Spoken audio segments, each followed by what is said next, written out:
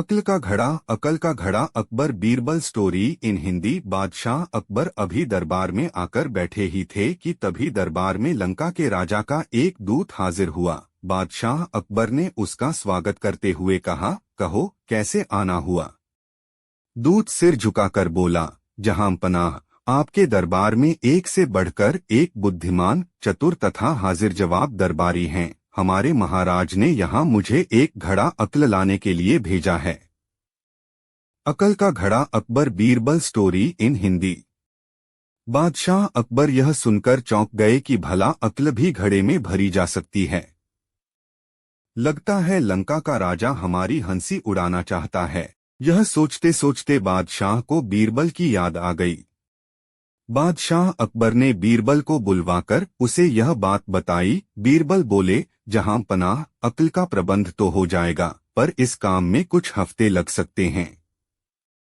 शहंशाह अकबर ने बीरबल को समय दे दिया। बीरबल अब इस समय काम में लग गए और एक नौकर से कहा कि वह छोटी मुंह वाले मिट्टी के कुछ घरों का इंतजाम करें।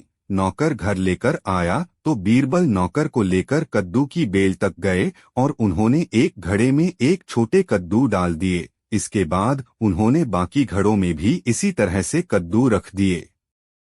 फिर बीरबल ने नौकर से कहा, इन घड़ों की देखभाल सावधानी पूर्वक करना। बीरबल यह कहकर कामकाज में लग गए।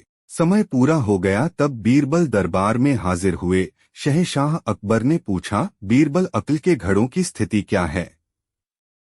जहांपनाह, बस 2 हफ्ते का और समय चाहिए, फिर सारे घड़े अकल से भर जाएंगे। 2 हफ्ते बाद बीरबल ने आकर देखा कि घड़े में कद्दू के फल घड़े जितने हो गए हैं।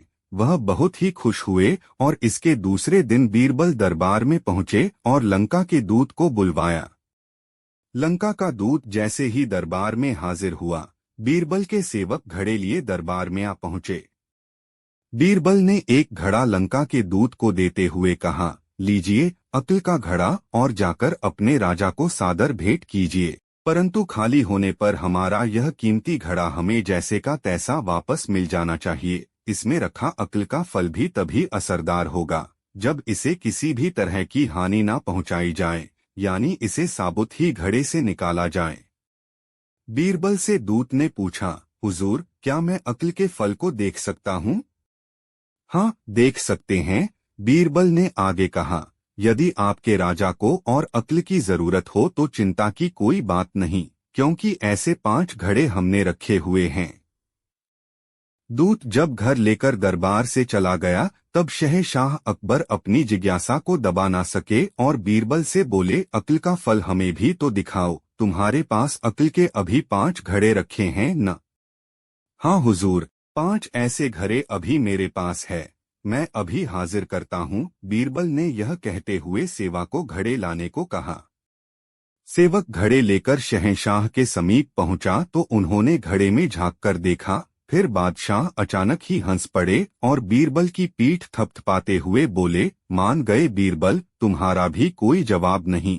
इस कद्दू को खाकर लंका के राजा की बुद्धि तेज हो जाएगी। चले थे हमें मूर्ख बनाने। और शहंशाह यह कहकर हंसने लगे। दरबारी भी अपनी हंसी रोक न सके। बीरबल की चतुराई पर उन सबको ही नाज था।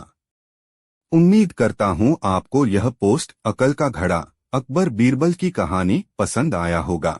इसी तरह का नई नई कहानी सीधे अपने ईमेल पर पाने के लिए इस ब्लॉग को सब्सक्राइब करें।